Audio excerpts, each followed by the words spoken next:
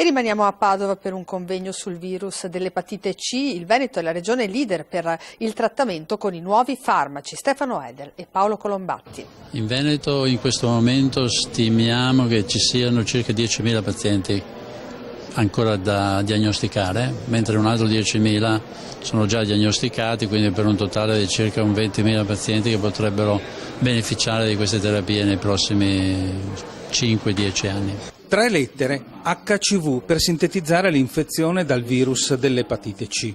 Al Pedrocchi di Padova si è fatto il punto con esperti, medici e associazioni dei pazienti sui nuovi farmaci che il Veneto sta utilizzando con successo per debellare la malattia. In questi 4 anni abbiamo curato 10.000 persone, i 10.000 cittadini veneti che avevano l'epatite C. Abbiamo speso di bilancio regionale 200 milioni di euro, ma è stato un grande investimento in termini di salute pubblica. Quanti sono i pazienti attualmente in cura? Arriviamo ad averne trattati circa 7.000 e sappiamo già, li conosciamo, di averne altri 2.500 noti che sappiamo di dover trattare con il 2018. Ancora il professor Alfredo Alberti.